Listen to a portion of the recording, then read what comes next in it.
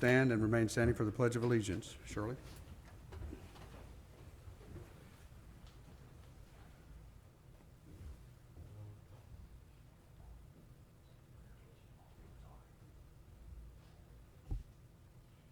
Our dear Heavenly Father, we come before Thee in an attitude of a city council meeting this night, and we are so very grateful for the privilege that we have to have a council that's open to the public.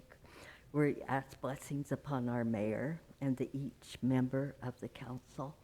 And dear Father in heaven, we're grateful for America and the Constitution upon which it is founded. We're grateful for those founding fathers that paid the price to develop the Constitution, and pray that all of the citizens will honor it and abide by its principles. And dear Father in heaven, we ask special blessings upon the citizens of Independence and all people, that we might be protected from the COVID-19 virus. We ask special blessings upon our medical people that are developing the medicines and the vaccines, that they might be guided and inspired to come with one that is effective.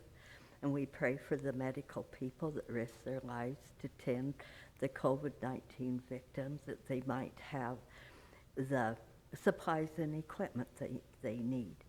And dear Heavenly Father, we ask blessings upon the council tonight, that they might be guided to make the decisions that are necessary to bring to pass the wonder of independence that we're grateful we are citizens of.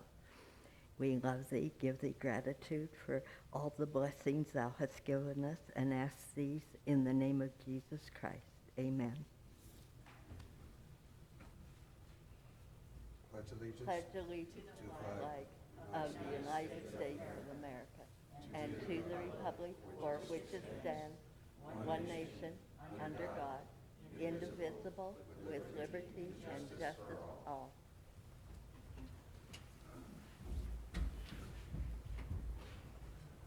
Madam City Clerk, will you please call the roll?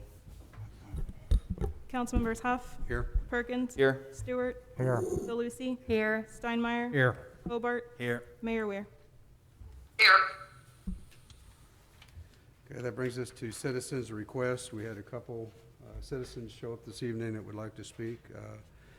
First one to be Katie Alexander on culture, compliance, and with laws.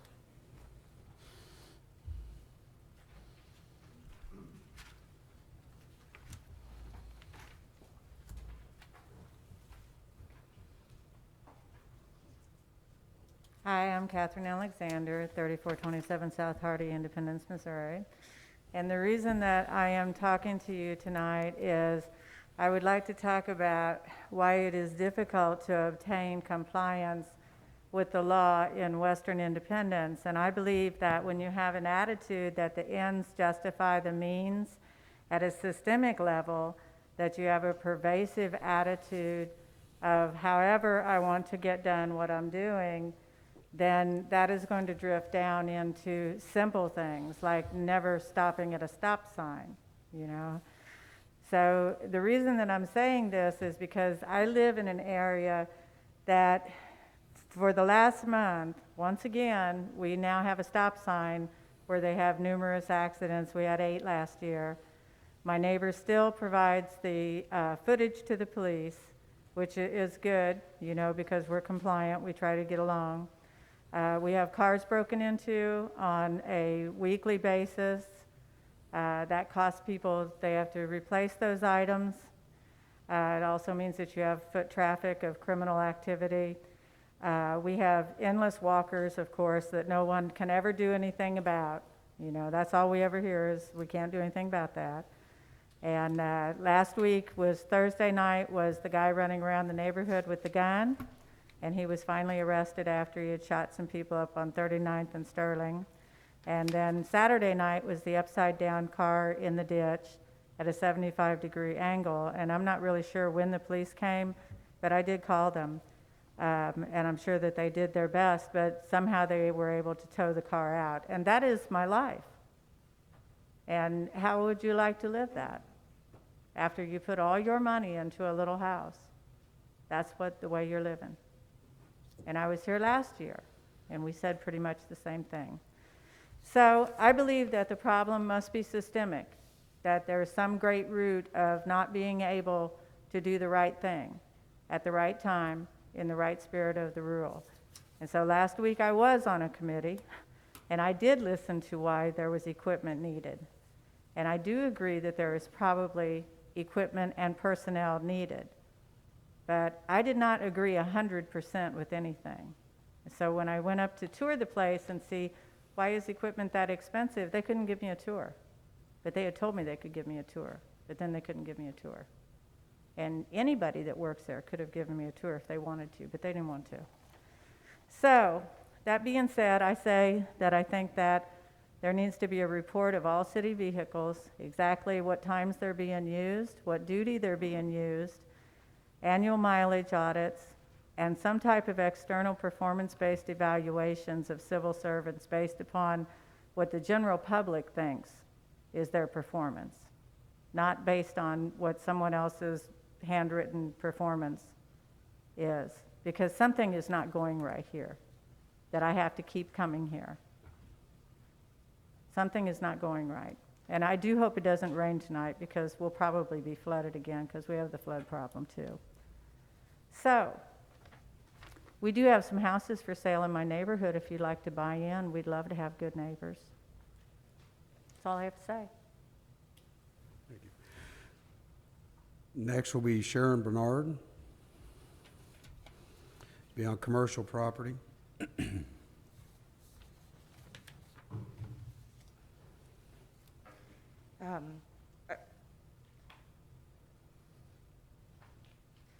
First, I want to say good evening and thank you. The reason I'm here to speak tonight is because we have a commercial property that we are leasing on North Liberty. And, sorry.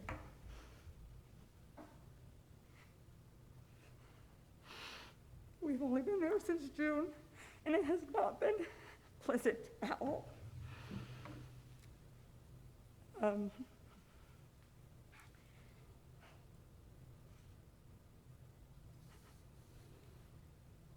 We are really nice people, my husband and I. My husband's been a volunteer fireman. We've done everything as far as our personal self. I just want to let you guys know a little bit about us. I've been a bus driver in business to get my nursing degree, and we've been in the city of Independence for over 15 years and loved the city and considered it our home.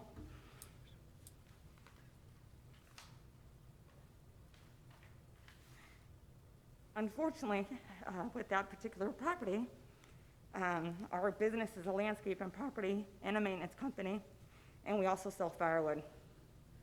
We have been in business in the city of Independence for years, who has helped out many independent citizens, surrounding citizens, with making their homes well-maintained, also businesses.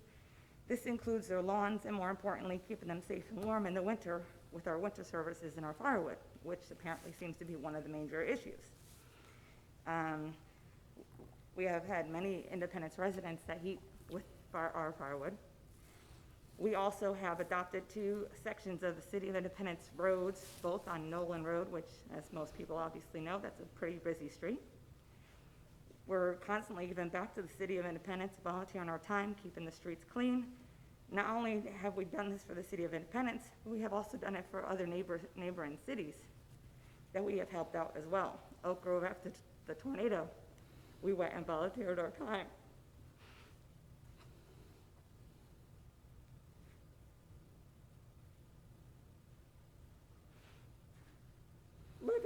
When Legacy flooded, we went and saved animals, chickens, horses, cows, including a mama and her calf. And as previously stated, that is the type of people we are. But I feel that we are marked as horrible people, and that's the way we are being treated. From what I understand, there has been many issues with that particular building. and the residents of Kentucky Hills. Unfortunately, one of also the city officials whom stated that they would not stop until we get out of their district and out of their city. And I think it's pretty sad that person is for the people. Prior to relocating our business to that street, I contacted Zonin many times and had asked many questions and discussions at length and confirmed that our type of business was allowed at that location. We have discussed installing a fence. Both the city had agreed that would be a good idea. And of course, that would have prevented the eyesore that I believe is what part of the issue is.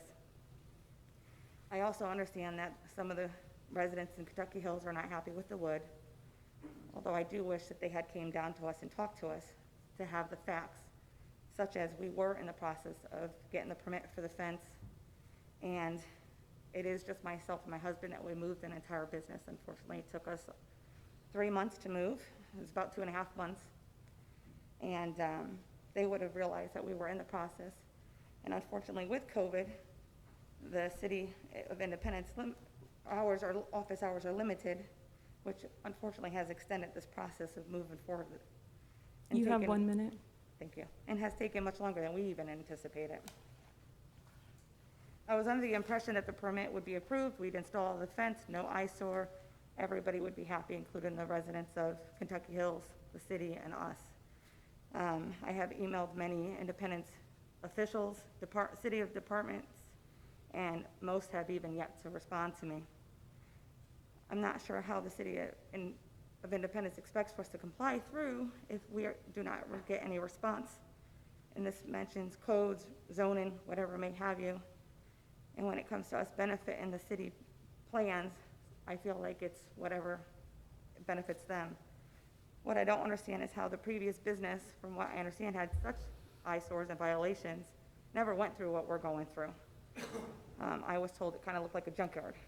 With all the businesses closing their doors in the past 6 months due to the pandemic, it saddens me that what the city is doing to us and how they're treating two of the residents as far as, and also a small mom and pop store or business like us.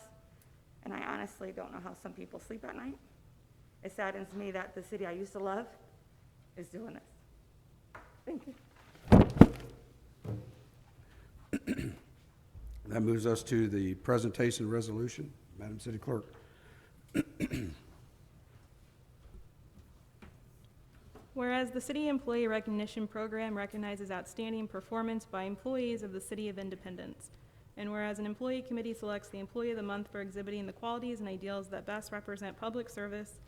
And whereas the Employee Recognition Committee has selected Mick Henry, Fleet Administrator with the Support Services Division of the Power and Light Department as the Employee of the Month for September 2020.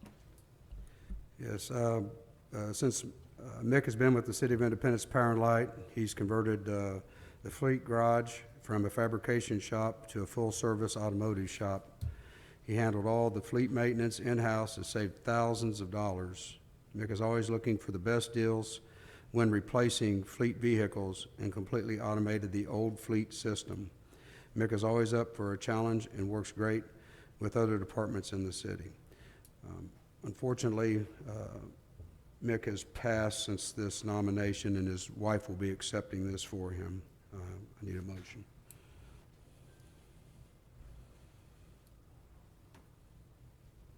She's done it on the screen, I believe. I need a motion for Oh, this, too. I move approval. I have a motion, motion approved, a second. Go ahead, Madam Clerk. Councilmembers Huff, Yes. Perkins, Yes. Stewart, Yes. DeLucy, Yes. Steinmeier, Yes. Hobart, Yes. Mayor Weir. Yes. Is she on the thing here? Teresa, are you with us? I am. Had this proclamation for you. Sorry to hear about Mick. That was a unexpected thing. I worked with him down at Power and Light for quite a few years, and a heck of a guy. So I don't have too much to say other than that. Anyone else? All right. Thank you. Thank you. That moves us to the proclamations. Madam City Clerk. Whereas we, the people, did ordain and establish a Constitution for the United States of America to secure the blessings of liberty for ourselves and our posterity. And whereas Constitution Week provides opportunity for all Americans to learn about and to reflect upon the rights and privileges of citizenship and its responsibilities. And whereas September 17th, 2020 marks the 233rd anniversary of the signing of the Constitution of the United States by our nation's founders. Now therefore, Eileen N. Weir, Mayor of the City of Independence, Missouri, hereby proclaims September 17th, 2020 as Citizenship Day and the week of September 14th through 20th, 2020 as Constitution Week in the City of Independence.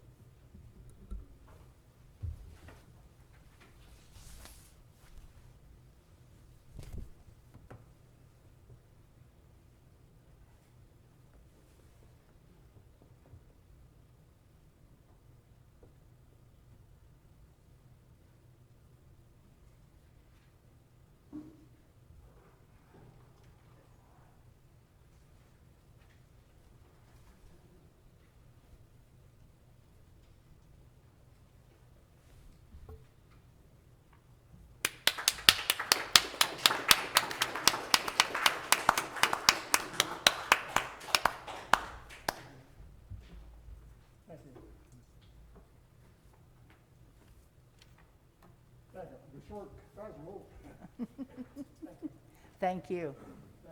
Thank you, gentlemen.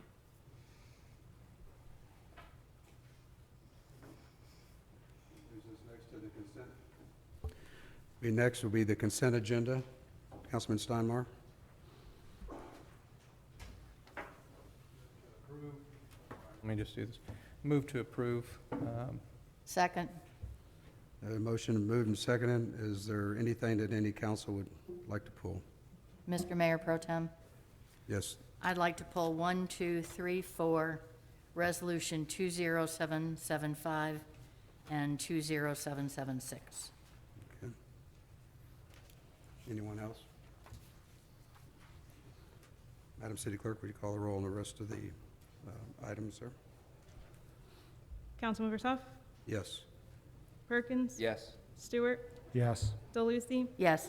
Steinmeier, Yes. Hobart, Yes. Mayor Weir. Yes. Okay, Councilman DeLucci, number 1. Well, if you don't mind, Mayor Pro Tem, I'd like to discuss 1, 2, 3, and 4 sort of as a package. Sure. All 4 of them deal with purchases for the police department through the use of the public safety sales tax money, which I don't have a problem with, but also through the use of Prop P money, which I do have a problem with. And all 4 of these delineate at least $100,000 of Prop P money going towards the purchase of motor vehicles and computer packages and microwave cell things for the cars. And I'm not saying they're not necessary for the police, because they are. But I do not believe it's an appropriate use of the use tax money. We pass the use tax for the public, with the public's approval, for police officers and animal services. And it's not appropriate to use it for equipment, even if we're outfitting police officers. The use tax is for police officers. Therefore, I'd like to amend all 4 of these items to just delete anything dealing with the use tax funding and replace it with public safety money. There's $1.4 million of unallocated, unassigned funds in the public safety sales tax money. And we have the money, and that's the appropriate use, and I so move each one of these. Seconded. Is there any other discussion? Mr. Mayor Pro Tem, Mr. City Manager, I have concerns that are along this line, but kind of outside of the motion. This was sent back to a committee for review. Mainly, it was at your request. We voted to have that done. I went and watched the video on that meeting, and a couple of things bothered me about it. And one of the issues that I had was that questions that the committee asked were similar to the questions that we had asked. And the answers that they kind of got were, well, you know, we've had the city attorney review this, and it's up to the interpretation of the council. Did you watch the same video? I did. Okay. So I just found it to be concerning that ballot language that was put before voters, that was marketed by the city, clearly stating that it was going to be for the hiring of 30 new officers, salaries, benefits, outside of the budgeted number for each year, which gives the police department the ability to expand in every budgeted year without having to put those officers, the new officers, in a budget. But when we take from the voters the ballot language that they voted on, and we kind of cloud it a little bit, and then we say, well, it's up to the city attorney, and the city attorney said that it's up to the city council. So now it falls on 7 elected officials to interpret what the voters approved. And I just don't find that really tears at the trust that the voters want to have with us. And I think it gets into some serious issues of concern when you start asking elected officials to begin to interpret ballot language for whatever use. So I was concerned by those answers. I felt like they were trying to make a good decision, but I don't think they were led down maybe that path that said the voters approved it, this is what they thought they approved, and this is where we're at. The ballot language that was drafted was done in a very open-ended way so that this council and future ones could interpret what it meant to hire 30 new police officers. It doesn't say salary and benefits in the ballot language. It says hire 30 new officers, and so we brought this forward with the hope of getting some direction, but staff certainly supports the opportunity to go ahead and use the safety sales tax, particularly as we haven't hired any officers directly yet. There's 4 in the academy, but they haven't started with the department yet. So we're content with just allowing elected officials down the road to be able to interpret how to use these funds that are going to be coming in through Prop P? We do that with all of our other 5 sales taxes as well, and have the citizen oversight committees that weigh in on the appropriateness of those purchases. And I agree with that, but I think that the citizens oversight committees need information that helps them understand what they're voting for. And I don't think they did, honestly. That's how I felt coming out and watching that, and I watched it twice. So that's what I have. Is there anyone else? Mr. Mayor Pro Tem. Yep, go ahead. A lot went into deciding to put this on the ballot, and then executing a successful campaign, both through a citizen volunteer campaign committee, of course, and from support from the city to provide information about how these funds would be utilized. I was very involved with this campaign on many levels, and we had determined or estimated that it would cost approximately $100,000 per officer to times 30 new officers. There were a lot of discussions, obviously, a lot of public meetings, a lot of meetings of the campaign. I do believe that there are people who understood or believed that when we put that dollar amount at around $100,000, that would include some above and beyond salary and benefits, knowing that our officers need uniforms, weapons, vehicles. That said, in reviewing the materials, I didn't find anything in writing that expressly stated that, and I could not, recreate when that was expressed. And so I do think that it has caused, certainly, we don't want to cause any confusion about what the money is intended for. As Councilmember DeLucy said, we have another dedicated sales tax that can cover equipment and capital needs for our police department. So whatever was maybe intended or open to interpretation, I don't feel comfortable doing anything with these funds, as Councilmember DeLucia has said, but hiring police officers in salary and benefits. What I would like, Mr. City Manager, is based on that and understanding that this tax is doing extraordinarily well, which is something we should all be thankful for, to readjust the projections on that, because we had estimated around $100,000 that if we are going to strictly, if this council, is going to strictly interpret that as salaries and benefits, then we probably need to adjust that number, which is good news, which would mean that we are just going to be able to fund those needs sooner. So if we could, I know you provide us with a monthly report on the local use tax and its projected revenue and how soon we will be able to fully fund those two needs that the voters approved. So I would just ask for that to be adjusted in future reports. Will do, Mayor. Councilwoman DeLucia, are you doing amendment? Did I hear you correctly? Yes, Or sir. are you just I gonna vote? move to amend all four of them Okay. to delete the use tax funding and replace it with the public safety sales tax funding. And I believe Mr. Hobart seconded that motion. Right, Correct. we'll have to do them one at a time, though. Okay, then I move item number 1. Seconded. So we have a motion and a second on item number 1 to not use the pets and police tax, use the other tax on that one. The Correct. Public safety sales Public tax. safety tax. Any discussion? Madam City Clerk? Councilmember Huff, Yes. Perkins, Yes. Stewart, Yes. DeLucy, Yes.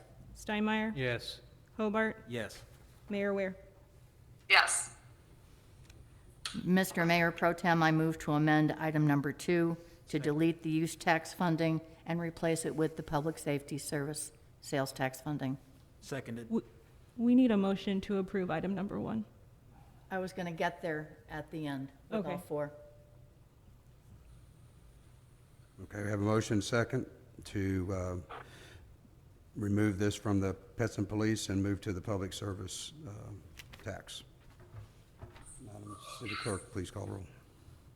Councilmember Huff, Yes. Perkins, Yes. Stewart, Yes. DeLucy, Yes. Steinmeier, Yes. Hobart, Yes. Mayor Ware. Yes. Mr. Mayor Pro Tem, I move to amend item number 3 to delete the use tax funding and replace it with the public safety service funding. Seconded. A motion second for item number 3, which is to remove the pets and police tax and move it to the public service tax. Madam City Clerk, please call roll. Councilmember Huff, Yes. Perkins, Yes. Stewart, Yes. DeLucy, Yes. Steinmeier, Yes. Hobart, Yes. Mayor Ware. Yes. Mr. Mayor Pro Tem, I move to amend item number 4 to delete the use tax funding and replace it with the sales tax funding, public safety. Seconded. I have a motion second on item number 4, remove the pets and police tax, move it to the public service tax. Madam City Clerk. Councilmember Huff, Yes. Perkins, Yes. Stewart, Yes. DeLucy, Yes. Steinmeier, Yes. Hobart, Yes. Mayor Ware. Yes. Mr. Mayor Pro Tem, I move to approve item 1. Seconded. We can do all 4 of these, or we have to begin like that? Let's do them all single. Okay. Item number 1, I have a motion second for approval of number 1. Madam Mayor, please call roll. Councilmember City Clerk, Huff, please call roll, sorry. Yes. Perkins, Yes. Stewart, Yes. DeLucy, Yes. Steinmeier, Yes. Hobart, Yes. Mayor Ware. Yes. Move to approve item 2. Seconded. A motion second for approval of item number 2. Madam City Clerk. Councilmember Huff, Yes. Perkins, Yes. Stewart, Yes. DeLucy, Yes. Steinmeier, Yes. Hobart, Yes. Mayor Ware. Yes. Move to approve item 3. Second. I have a motion second for approval for item number 3. Madam City Clerk? Councilmembers Huff, Yes. Perkins. Yes. Stewart. Yes. DeLucy. Yes. Steinmeier. Yes. Hobart. Yes. Mayor Weir. Yes. Move to approve item 4. Seconded. Motion second, approve item number 4. Madam City Clerk? Councilmembers Huff, Yes. Perkins. Yes. Stewart. Yes. DeLucy. Yes. Steinmeier. Yes. Hobart. Yes. Mayor Weir. Yes. Councilwoman, Lady Karen DeLucci, item number 20-775. Mr. Mayor Pro Tem, I wondered if the city manager could just announce what this item is, please? Out of deference, Councilwoman, I may refer this to the mayor, as this was her concept, and I think worthy of her review. Madam Mayor? Yes, so as we all know, Mayor Reimel passed away August 17th after a long illness. One of his great accomplishments for the City of Independence was the construction of what's now known as the Cable Dahmer Arena. That was a project that he worked very hard on, and not only was able to bring that project to fruition for our city, but also land a key tenant in the Missouri Mavericks, now known as the Kansas City Mavericks. So it was something that he enjoyed very much, entertained many volunteers and citizens and business associates and visiting dignitaries at the city's suite at the Mavericks games and other events. So I was thinking of something that we might be able to do to honor Mayor Reimel and his decades of service to the community, and I thought of nothing that was more fitting than to rename our city suite for Mayor Reimel. I have was able to talk to each one of you, the council members, about that idea, and it was met with enthusiastic support. We have talked with our Parks and Recreation and Tourism Director, Eric Erfer, who in turn made the appropriate contacts with the facility and the facility manager to ensure that there wouldn't be any conflict there. And I did also speak with Mrs. Jo Marie Reimel and asked her consent to proceed with this idea. And everybody there's no problems that arose from doing that, for naming the suite. And I thought it would be a very nice tribute to the man who was instrumental in making sure that that facility was here in Independence, and who got many, many years of enjoyment out of attending events, particularly the Missouri Mavericks games. Madam Mayor, thank you very much for such a thoughtful gesture.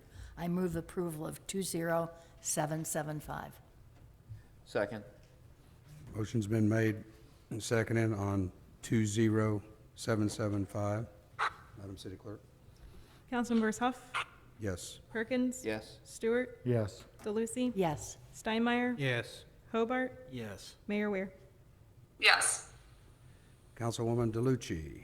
20776 is a resolution regarding competitive bids for lease purchase agreement to refinance certain obligations, blah, blah, blah. So I wondered if the city manager could have someone explain it in plain English to me, please. Absolutely. I'll ask our finance director, Brian Kidney, to come and give a update to the council as he's coming. What we are trying to do here is refinance a series of bonds through Independence Power and Light. Would save Independence Power and Light a considerable amount of money based on current market conditions. So let Mr. Kidney review this with you. Good evening. Brian Kidney, the Director of Finance Administration. One of the things that the council's been looking for and through its goals has been financial improvements, being as efficient as possible. One of those items that we really took a look at was all the outstanding debt that the city has and what opportunities there are to refund that debt, basically pay it off, and then issue new debt at a lower interest rate in order to have interest rate savings on that. The 2010B bonds at the IPL was issued in 2010. It's now callable, which means that it can now be recalled, or the remaining bonds can be called back, and that we can pay that off with issuing new bonds at lower interest rate. We contract with a firm named PFM to do our financial advisory work for our utilities. Chris Lover with PFM is on the call right now. And Becky, if it's possible, if you can give him control. He has a PowerPoint that he can review this with you and show all the savings projected on this.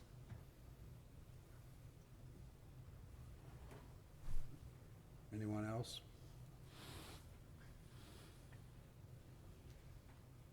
Councilwoman DeLucci? There he goes.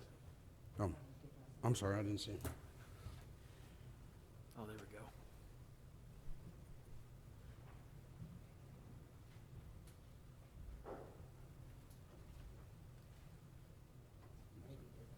So I'm wondering if Chris can actually, if he's on mute.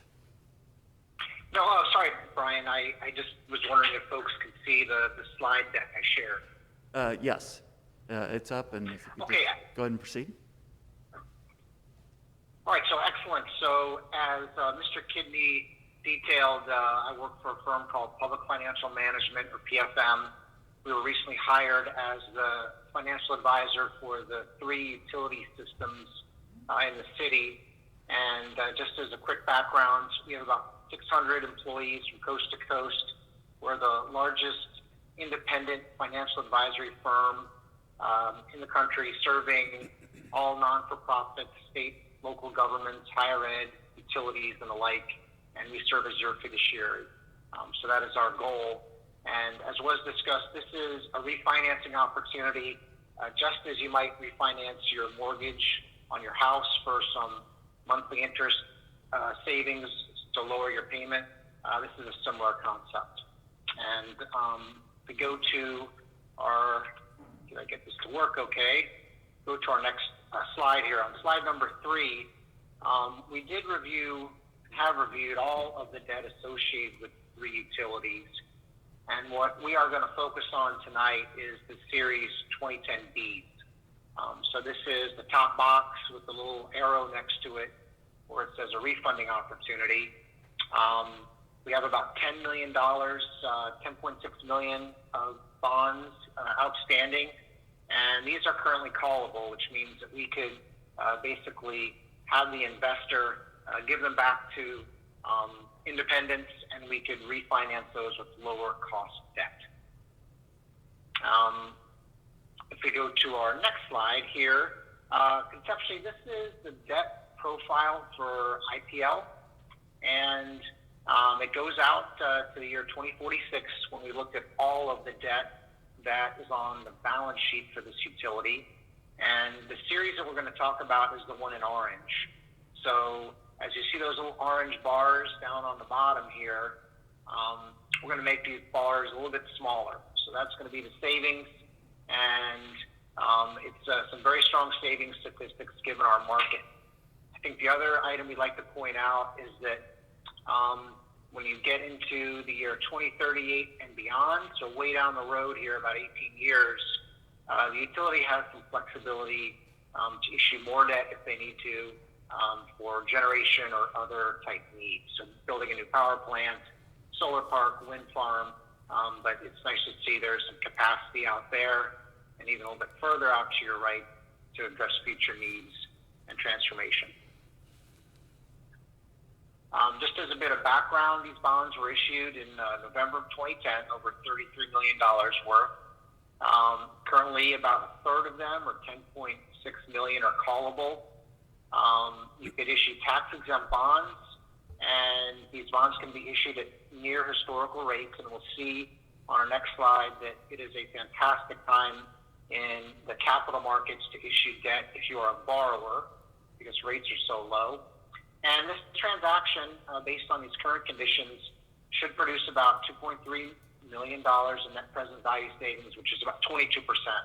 So when we look at these numbers, for example, you look at 22% savings, we sometimes ask, a CFO or a finance director we're working with when they're contemplating moving forward is, if this was your home mortgage and you can save 20% on your monthly mortgage payments, would you proceed? Is it worth your while? And with a statistic like 20%, I think almost every single one of our CFOs and finance directors would say, absolutely, let's get going. In fact, I think a lot of our clients have thresholds for moving forward well below 22%. They would move forward at closer to 5 or 10%.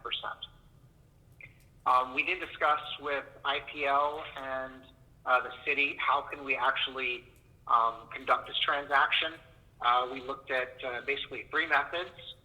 First one is a negotiated sale with an underwriter, where you come to the capital markets and you issue the bonds. It's about a 90-day process.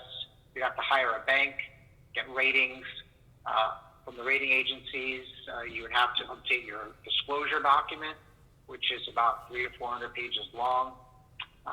The other thing we looked at was a competitive sale, in which essentially you put the bonds out on something like eBay, but it does require ratings, and it does require that disclosure document to be updated.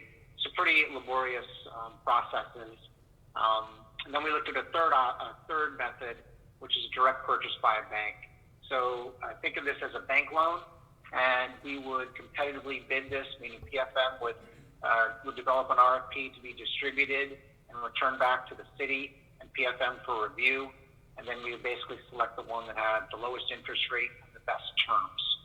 So we looked at the pluses and minuses of each one and determined that the direct purchase was the most efficient way to do this, efficient in terms of speed and efficient in terms of cost. If there aren't any questions on that slide, I'll go to this one, which essentially shows you our interest rate environment. So we have here a yield curve, a historical yield curve, and it starts on the left with year one, which is how much it costs to borrow basically money for 1 year, all the way out to the right-hand side, which is a 30-year debt, which would be like a 30-year mortgage on a house. So the gray bars show you the range that these rates have been in over the past 40 years, basically.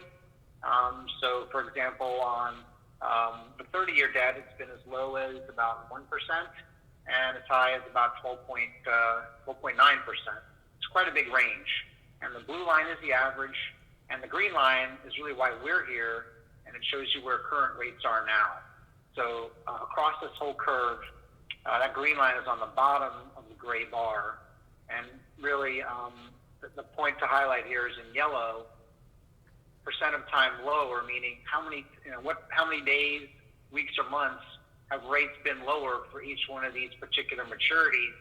And you look across from left to right, from 1 to 30, and the answer is 0. So rates have never been lower, which makes it a very opportune time to borrow dollars, especially to fund the 2010Bs.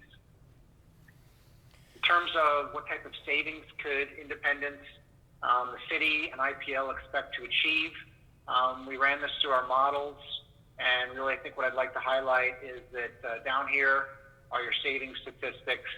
$2.3 million present value savings, or right about that 22%, which was mentioned on the previous slide.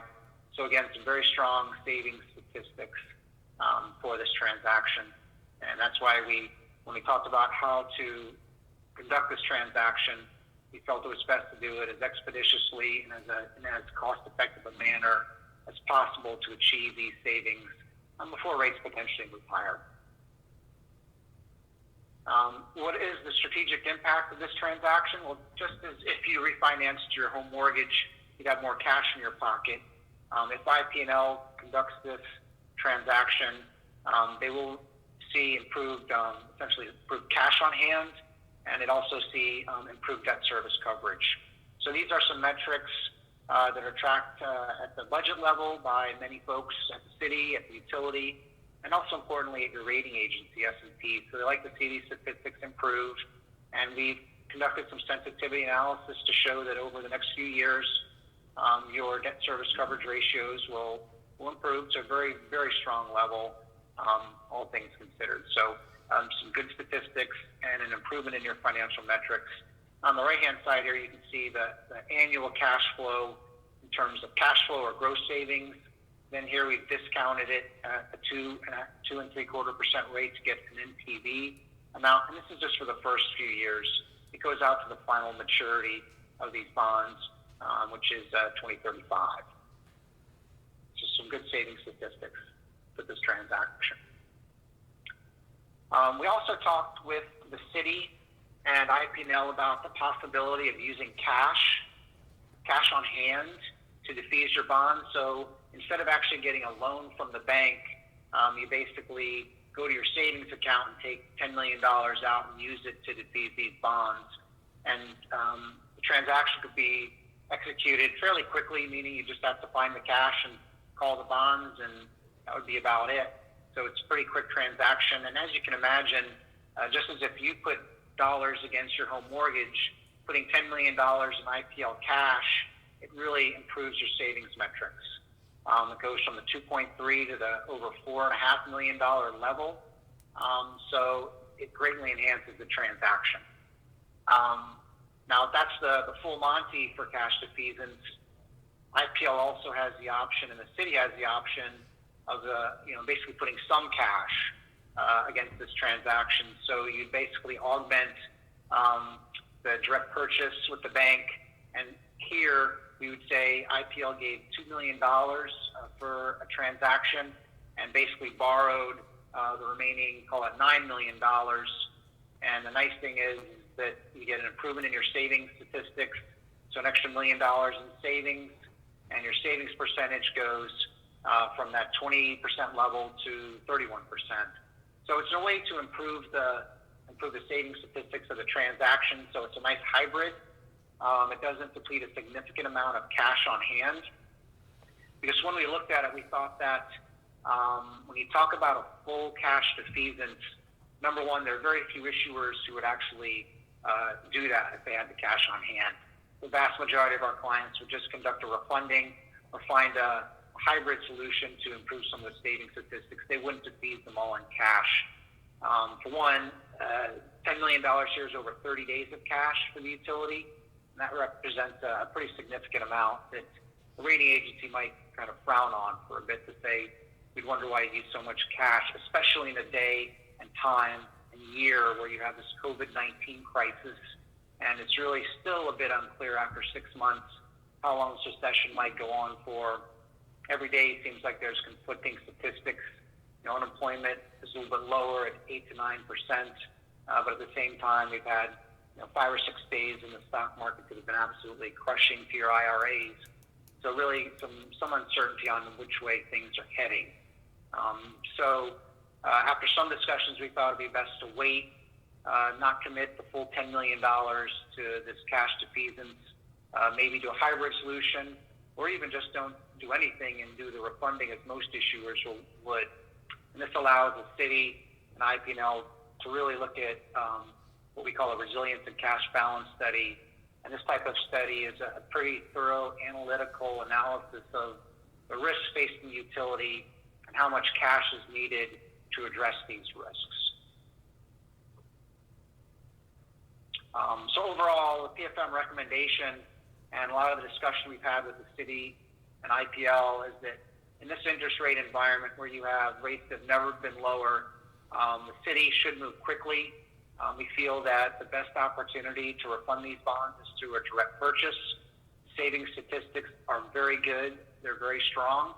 And we think that this direct purchase can be done quickly at a very low cost, primarily because there are minimal fees associated with disclosure and the rating agency. So that's why we can get to market quickly. That's why we can have a low cost of issuance. And PFM will be involved in virtually every step of this process. We have a pricing group that helps price thousands of transactions we do a year, so we can help ensure that the rates that we get back through this RFP process are fair, are market-based, and, for lack of a better term, a good deal. I think if, as an alternative case, if IPL or the city wanted to commit some cash to the transaction, we would recommend going to the lower side from $10 million. maybe do the 2 million as we outlined, just because there's still quite a bit of uncertainty with COVID, the COVID environment, the recession, and unemployment that you're seeing in and around your city and your state. The table below has the saving statistics of each one of the three options. And again, we recommend the direct purchase, conducting a competitive RFP with some banks, getting the best terms and best rate. And if market conditions hold, we expect to achieve $2.3 million in present value savings, about 22%. So, Mr. Kidney, that concludes the formal presentation here. I don't know if there are questions that come about through the presentation, but I'm glad to answer any or all questions that folks have. I might also add that Mr. Lover is mentioning the IPL. He's actually, this was presented to the PUAB several weeks ago. So when he was saying IPL, he was thinking the PUAB. So the recommendation from the PUAB would be to move forward with the refunding.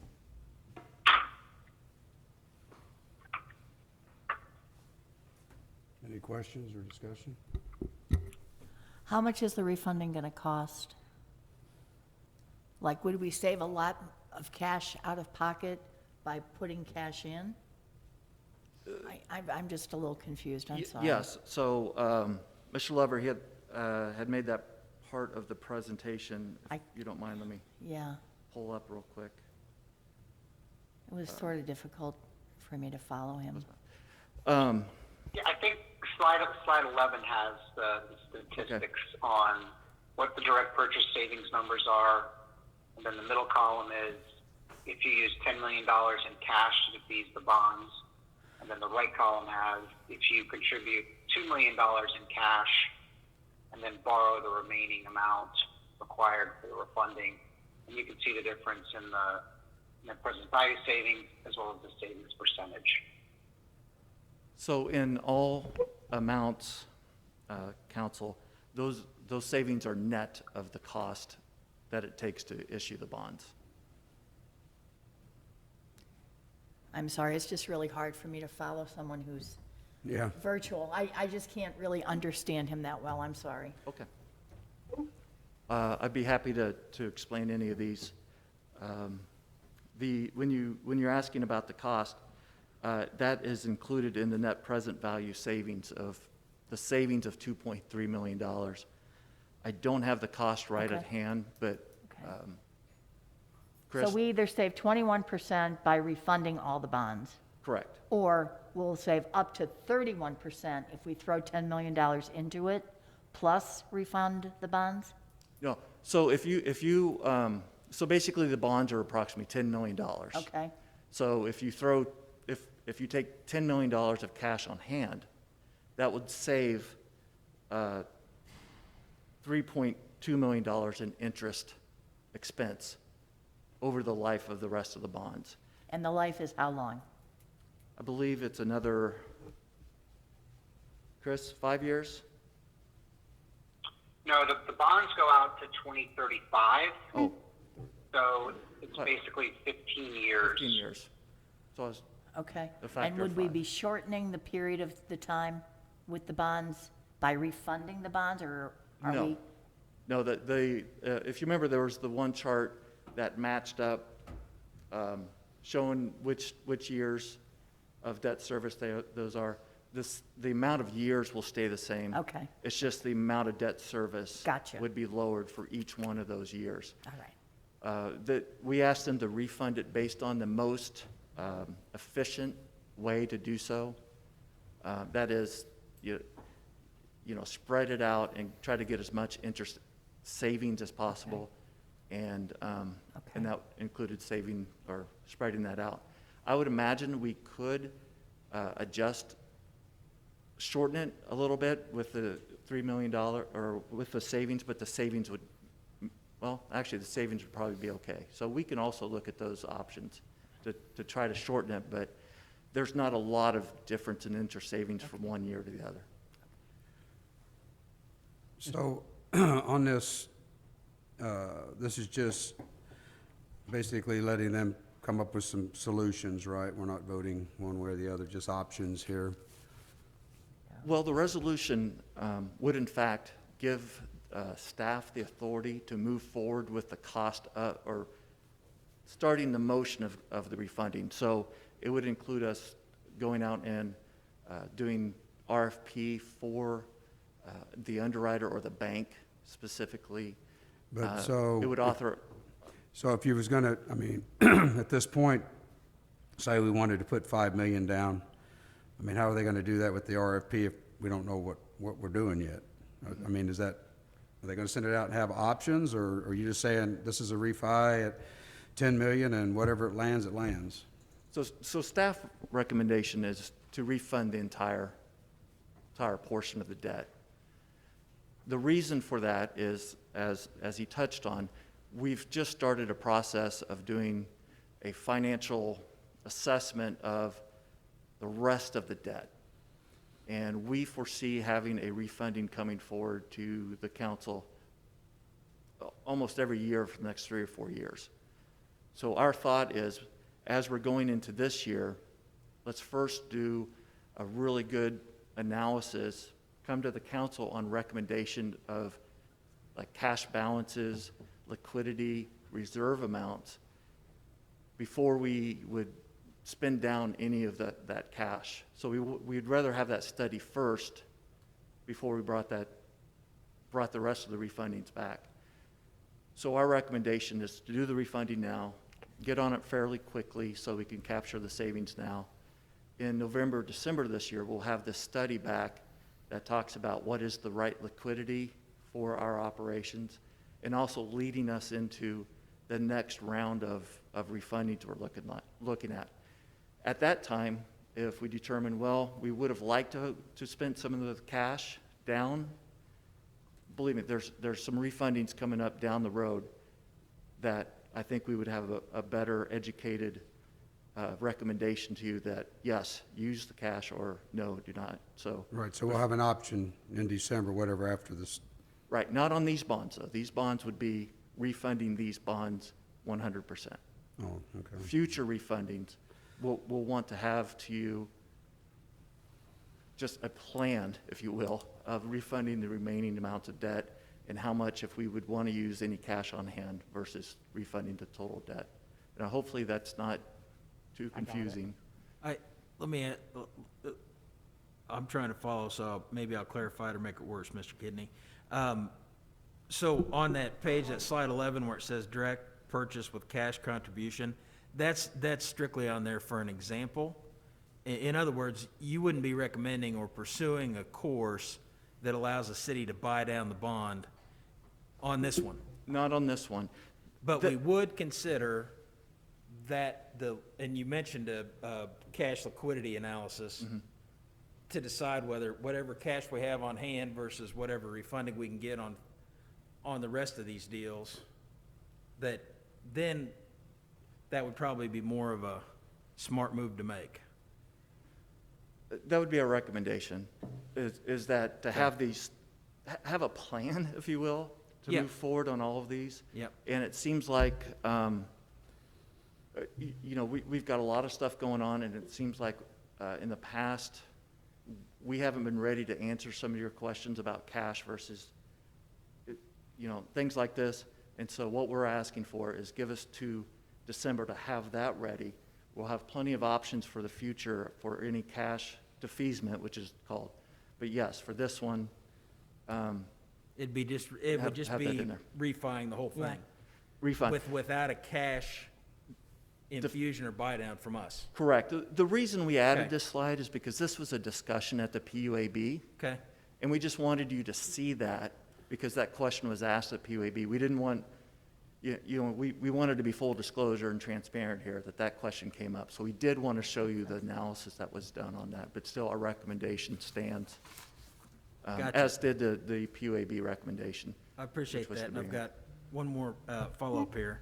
So is your goal in finance to go through the rest of the IPL debt and generally other department city debt if we have other bonds out there like this? Slowly work through all those and try to get them refinanced while money's cheaper, while the interest rates are lower? I wouldn't say slowly work through them. If you talk to our financial advisors, basically it's a shotgun. Like, Okay. look at these, get these things done. And so there, now remember, PFM is strictly our utility side advisors. On the other side are our economic development debt and a few other issues, the street lease program and things like that we've done in the past. But that side of the house, if you will, the non-utility side, we've already been down that. We've been hitting these pretty good. And fortunately or unfortunately, there were a lot of advance refundings several years ago. If you remember, the interest rate did dip 5 or 6 years ago. And at that time, the recommendation was to capture those savings by doing an advance refunding. And so some of those transactions, it's hard then to go back and refund bonds that had been recently issued in 2011, 2012, and things like that. So, but yes, we're looking at every single one of these. You'll see more recommendations coming from us on that side also, and definitely on the utility side. Okay, so definitely for that 150 million from IPL, we'll likely get recommendations on a bunch of that. And if there are other utility services, they'll look at that too, PFM will? Absolutely. We're ready on the utility Okay. side. Okay. We just want to, we really want to get going on understanding and making sure we're not making a recommendation that would impact your operations. Gotcha. Or your customer expectations also. We don't want to do something that would impact that. We're talking about big dollars, Right. big money, and we want to be as, first of all, transparent, but also as safe with the taxpayers' money as possible. So we are taking a little bit more time on this. Okay, gotcha. Thank you. I have a question.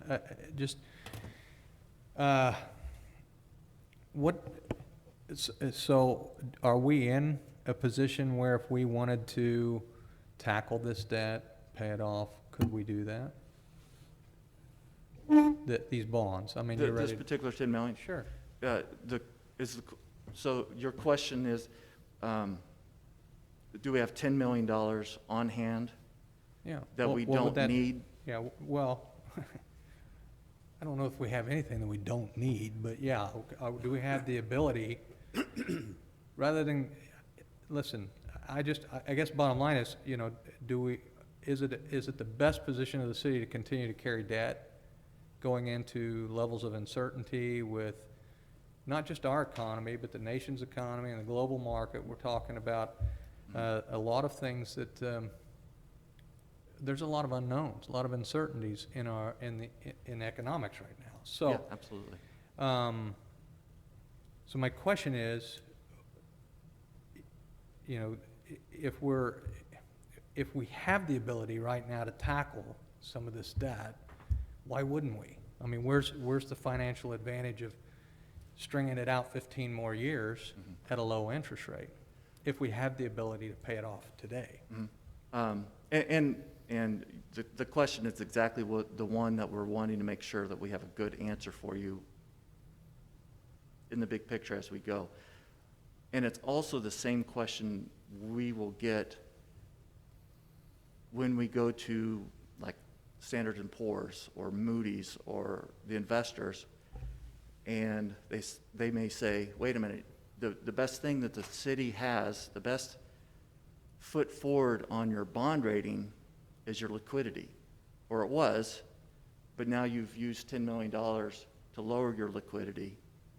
Why would you do that? So you're seeing it from both sides. One hand, why would we issue more debt? Why don't we use cash on hand? The bond rating in the industry would be saying, wait a minute, the pandemic is not over. You don't have a clear-cut cash and liquidity policy that's really been vetted. Why would you spend down that $10 million before you have that? So we're getting kind of the conflicting, because we're conflicted ourselves, going into it. But overriding us, and our recommendation is, it's safer for us to have the liquidity now, and then in November, December, hopefully things will be a little bit more calm well, November will probably be a little bit hectic, but hopefully in December, we'll have a better idea of where the market is, and also the strength of the utility. And let's make that decision on the refunding that we're planning next fiscal year. I understand. I try to follow the market and the bonds and the bond market, and I'm telling you, nothing makes sense right now. So for us to be using the formulas of yesterday, looking at the market and the bond market today, you'd have to be a genie to tell me you know what's going to happen in 15 years. We just don't know. Yeah, absolutely. What we do know is the best way to eliminate debt is to pay it off, if we have the ability to do so. If it puts us in a bind, and then we need to figure out how to keep the city moving, and rates continue to be what they are, which who knows? I mean, it could all change, right?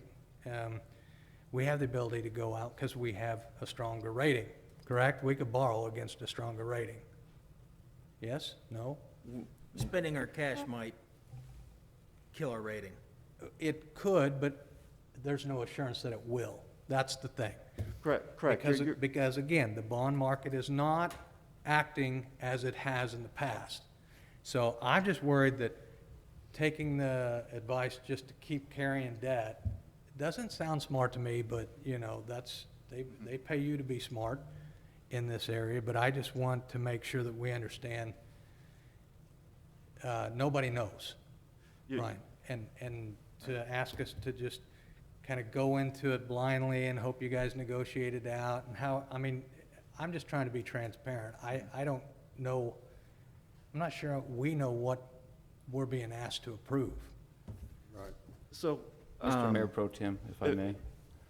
So with all of that discussion, the whole point of what we are going to approve is that you are going to bring something back that has everything laid out on the table of cash liquidity, what is wise to spend down on debt, what type of debt service that we should carry in order to make the Standard & Poor's and our bond market rating to be as best as it humanly possible moving forward into the next year. Is that correct?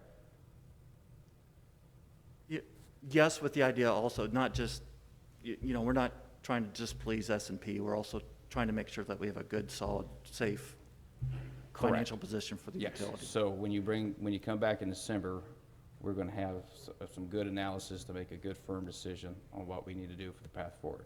That is definitely our goal. Perfect. I would move on. I think we've wore this thing out.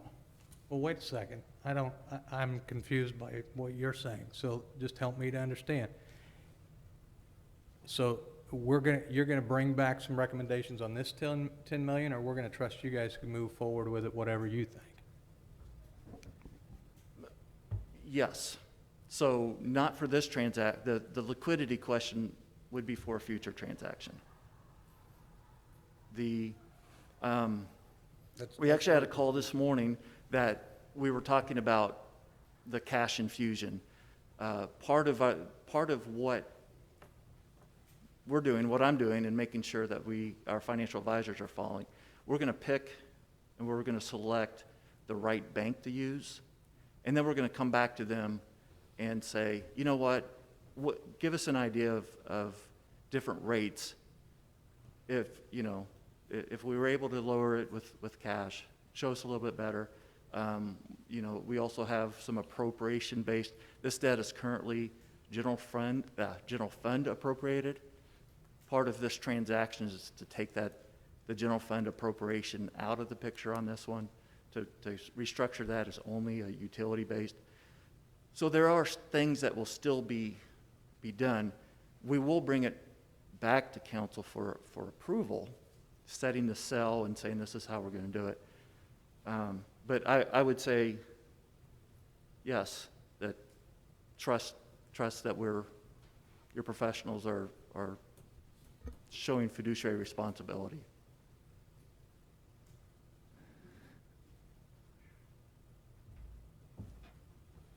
I move approval.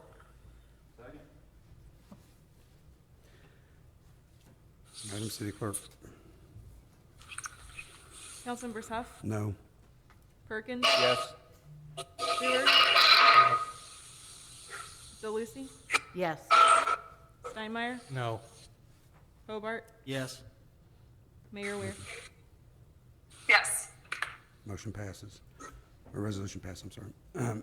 That brings us to the public hearings. Mr. City Manager?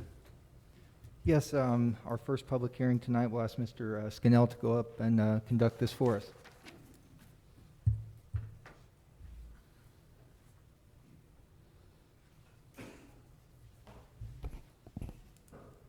Good evening, Mayor and members of the council. My name is Tom Scannell. I'm the Community Development Director. This application for this rezoning was considered by the Planning Commission at its July 28th Planning Commission meeting. The Planning Commission had recommended approval of this rezoning, and there's no new information to report on this case. Any discussion? Hearing closed. Madam City Clerk? Bill number 20-065, an ordinance approving a rezoning from District I-1 Industrial to District R6 Single Family Residential for the properties at 711 and 715 South Northern Boulevard in Independence, Missouri. Second and final reading. Any discussion? Madam City Clerk, please call the roll. Councilmembers Huff, Yes. Perkins, Yes. Stewart, Yes. DeLucy, Yes. Steinmeier, Yes. Hobart, Yes. Mayor Weir. Yes. That brings us to the non-ordinance action items. Madam City Clerk? Council action is requested regarding the change in ownership application received from Saints Independence LLC for a restaurant bar intoxicating liquor license and a Sunday restaurant intoxicating liquor license located at 20220 East Jackson Drive. Anything on this action, this item? City Clerk, please call roll. Councilmembers Huff, Yes. Perkins. Yes. Stewart. Yes. DeLucy. Yes. Steinmeier. Yes. Hobart. Yes. Mayor Weir. Yes. Council action is requested regarding the outdoor expansion of the licensed premise for the place of entertainment intoxicating liquor license and the Sunday place of entertainment intoxicating liquor license for the Cable Dahmer Arena located at 19100 East Valley View Parkway. Any discussion on this item? Madam City Clerk? Councilmembers Huff, Yes. Perkins. Yes. Stewart. Yes. DeLucy. Yes. Steinmeier. Yes. Hobart. Yes. Mayor Weir. Yes. Now brings us to the ordinances, a second reading. Madam City Clerk? Bill number 20-056, an ordinance accepting a 20-foot general utility easement to the city across Little Blue Valley Sewer District's property at 21101 East 78 Highway. Second and final reading. Any discussion? Madam City Clerk, please call Coun- roll. Councilmembers Huff, Yes. Perkins. Yes. Stewart. Yes. DeLucy. Yes. Steinmeier. Yes. Hobart. Yes. Mayor Weir. Yes. Bill number 20-066, an ordinance vacating an existing 3-foot utility easement recorded in Book 1539 at page 476 of the Jackson County Deed Records and located at 11004 East 40 Highway. Second and final reading. Any discussion on this ordinance? Madam City Clerk, please call roll. Councilmembers Huff, Yes. Perkins. Yes. Stewart. Yes. DeLucy. Yes. Steinmeier. Yes. Hobart. Yes. Mayor Weir. Yes. Bill number 20-067, an ordinance vacating an existing 10-foot utility easement recorded in Book 1387 at page 1367 of the Jackson County Deed Records and located at 11004 East 40 Highway. Second and final reading. Any discussion on this ordinance? Madam City Clerk, please call roll. Councilmembers Huff, Yes. Perkins. Yes. Stewart. Yes. DeLucy. Yes. Steinmeier. Yes. Hobart. Yes. Mayor Weir. Yes. Now brings us to the first readings. Madam City Clerk. Bill number 20-068, an ordinance terminating redevelopment project 2 of the North Independence Tax Increment Financing Plan, dissolving the special allocation fund account for redevelopment project 2 of the North Independence redevelopment area, and authorizing and directing the city manager or the city manager's designee to take all necessary steps to implement these aforementioned actions. Bill number 20-069, an ordinance authorizing and directing the city manager to execute a certain license agreement with NKMS Real Estate Investments, Inc. to place a monument sign in the sanitary sewer easement at 20511 East Trinity Place in Independence, Jackson County, Missouri. Bill number 20-070, an ordinance amending ordinance number 19108 to authorizing an interfund loan in the amount of $12,500,000 to provide emergency funding to the general fund.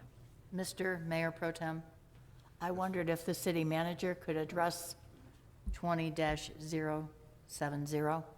Yeah, it'd be my pleasure to do so. Earlier in the year, the city council, at the very early days of this COVID-19 public health crisis, approved an interfund loan for the general fund in amount of $25 million. At the time, we were all very uncertain and alarmed about what the fiscal impact would be to the general fund, particularly since we were in the last 3 months of the fiscal year. Our estimates based on economic forecasts at that time were showing that we may have such an adverse impact that our fund balance would deplete below 2%. And the council has set a fund balance policy of 16% for the general fund. So the interfund loan became a bit of a safety net, if you will, whereas other organizations were employing layoffs and mass furloughs and other cost-cutting measures. We didn't certainly employ a lot of measures relative to hiring freezes and spending freezes, but we tried to avoid the impacts on personnel at that time. And the interfund loan really gave us the margin of error to be able to do so. As we closed out our fiscal year on June 30th, for the fiscal year that ended on June 30th, 2020, our budget outperformed economic expectations to the point that we still had a financial loss of $1.5 million, which drew down our fund balance. But rather than depleting it all the way below 2%, it brought it down to 7%. Now that's still not a great position to be in, but it is better than what was expected.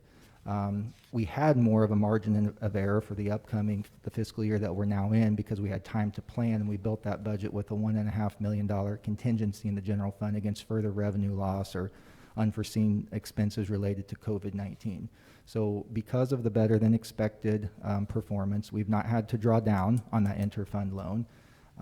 We still, as Councilmember Steinmeier said just a moment ago, you'd have to be a genie to try to figure out what is going on with the economy, but we do feel confident enough, both in terms of where we finished last fiscal year and the margin of error, the $1.5 million contingency that was built into this year's budget, that we believe it is the right and appropriate and financially responsible thing to do to reduce that interfund loan amount down from $25 million to $12.5 million. Still leaving a little bit of a contingency and margin of error in case there were some massive unforeseen fallout. We would like to review this again mid-December, early January. Historically, this city's general fund has really been made or broken by the Christmas sales. So I think by that time we would know really what our financial picture is going to look like for the second half of the year. And if we are in a better position, I then believe the appropriate thing to do would be to release the full amount of the loan back to the interfund loan. So this action, again, would simply reduce that amount from 25 down to 12.5 million, with the expectation that staff would report a financial update to the council mid-year on the status of the need for the remaining 12.5 million. And is it half back to water and half back to IPL? So this was came out of what we called pooled cash. So it would go back into that fund, which is all of the cities, where all the city's funds reserve live. So 12.5 million would be reserved back into the pooled cash fund. Well, we borrowed 15 from water and 10 from electric, right? We borrowed from the pooled cash fund. Okay. Yeah. Yep. So we don't designate 6.5 for one and 6.5 for another? We weren't able to under the provisions of the charter, because we had previously borrowed from the water fund for the farmers market, if the council will recall. And the charter, I'm going at a very high level here, but only allows you to borrow once in a given period of time from any one fund. Okay. So we pulled from this pooled cash fund because of that. Thank you. Mm-hmm. Bill number 20-071, an ordinance authorizing the city manager to accept a grant from Mid-America Regional Council in the amount of $70,000 for the city's senior adult nutrition site program for fiscal year 2020-2021, and execute the amendment community center services agreement, making the necessary appropriations, authorizing future change orders for additional funding and/or time extensions, and authorizing certain future appropriations.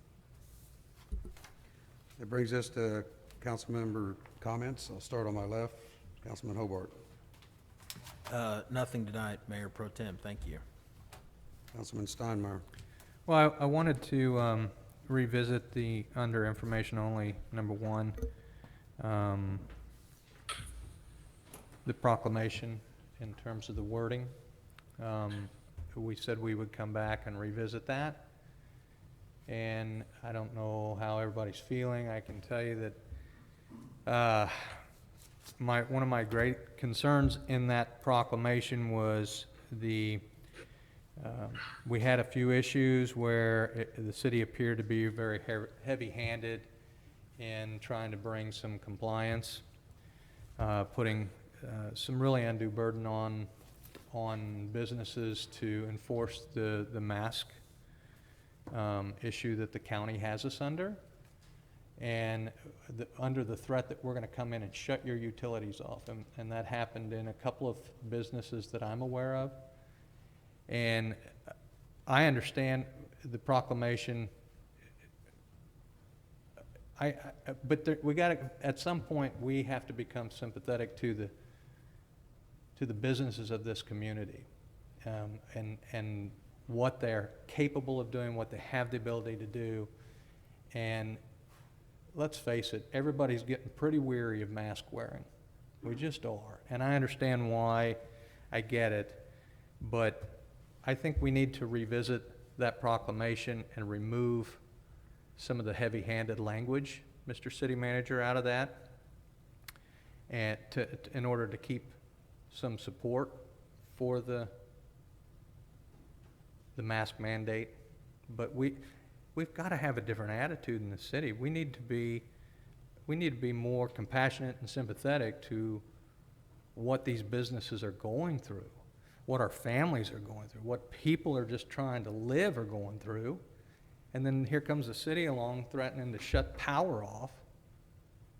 It just sends the wrong message. We need to be working alongside businesses and helping them understand what we're asking of them and how they can comply with the county's regulations on this mask wearing. And I think we did not do a very good job. We launched into it with the wrong spirit and the wrong heart, and I think we need to revisit this, and we need to let the business community know that we're partnering alongside. We're not coming in and being heavy-handed and putting ourselves in liability issues as well. I mean, I know Councilmember Huff had one business owner who was threatening to sue us, and we don't need that during this time either. So I hope that we can revisit that. We can talk about the wording, maybe put it on the study session for next week, and let's figure out how we do this in a more formidable fashion where we're creating friends and not enemies of our business community. Let's keep in mind, in a restaurant, before you start to make money, you need to be at 80% capacity. Now you tell me at 50% capacity what restaurant makes money in this city. It's simple math. So I think we need to really take a good hard look at what we're trying to communicate to our business community and do better. Yeah, I'd be happy to add that to the agenda next week. I did want to let the council know that even though, we'd said this process we'd have in second and final warnings and such, our staff, folks who've gotten to the second and final warning have gone to the 2.1 final warning, 2.2 final warning. We've not terminated utilities yet, and that's some information we'll plug into next week, and then happy to work with the council if they want to bring forward some revised legislation to amend that after we have that study session next week. And I would like to end on one positive, though, because I know I've been a real downer tonight, but there was a gentleman on Facebook, and I, for one, don't particularly like social media. Social media is no friend to anybody probably here on council. But there was a gentleman by the name of Drew, I'm going to butcher his last name, but Mahurin, M-A-H-U-R-I-N, who did a Saturday night community pizza where he said, there are families in Independence hurting.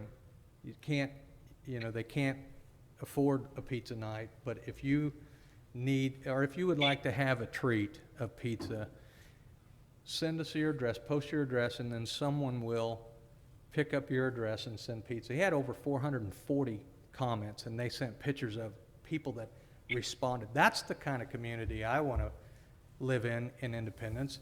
That's the greatest strength of this city, is that there's people willing to help each other.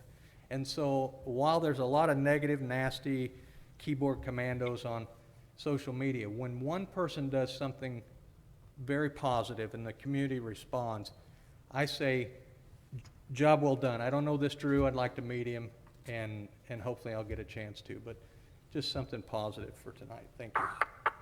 Councilperson DeLucci. Nothing. Councilman Perkins. Nothing tonight except one point, Mr. City Manager, to Mr. Steinmeier's, Councilman Steinmeier's point. Can you also add what other communities, municipalities are doing to help enforce whatever the county's restriction lines are that are coming down? I know, working in Kansas City myself, it's been pretty stringent on how they've been enforcing stuff, and they have been quite aggressive with their health department coming through and double checking and triple checking some of the complaints and stuff that have been given. Be happy to add that. Thank you. Councilman Stewart. Just had a quick question for the city manager. What is the policy for take-home vehicles for city employees? For who? For sorry. city employees to take home a vehicle, what's the policy? Do you know? If your position requires you to report outside of what we would call normal city business working hours, and I'm speaking generally here, but then departments have that discretion to do that, but you need to be able to demonstrate both a need to respond and an ability to respond, and the vehicle still needs to be utilized for official business and not going on vacation. Is there a distance on that? Or?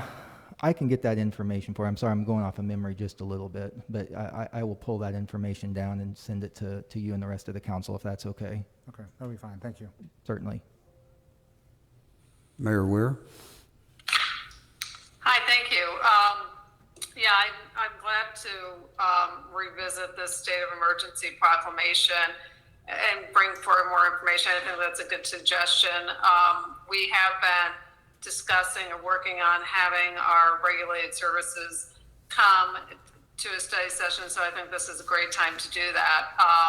I am in nearly daily contact with our inspectors and regulated services regarding complaints that we receive. Our goal is always education. It's never punitive. It's always about educating and assisting businesses. We do, but I think it would be very helpful just generally to have the council have a better understanding, because I've certainly learned a lot about this in the last several months, about what our typical operating procedure is and what permits we issue that we in turn have the ability to circumstances. So, yeah, I think it's a good time to have this discussion and have our people from regulated services come and give us a report on how effective this has been. Any utility shut-offs that have been conducted during this time. So I appreciate the opportunity to revisit that. I have nothing. Mr. City Manager. Yeah, I just want to clarify, because I think it's very important to make sure the council understands. And I know we're all a little brain weary from all the bond talk tonight, but that item is going to be back before the council. You will tonight have approved with that 2010 series the ability for staff to go out and identify a financial lender with whom we will be selling these bonds. But then that will come back to be approved of who we're doing that with and the transaction amount. So there'll be a day we go to market. Right now we're estimating that we will lower the interest rate from 5 down to about 2.75%, but The financial advisor will determine the right day to go to market to capture the greatest savings, and that information will need to come back to the council for your review and approval. So I just wanted to make sure that you realized it wasn't just tonight's the last night you hear about it action. That's all I had. Meeting adjourned.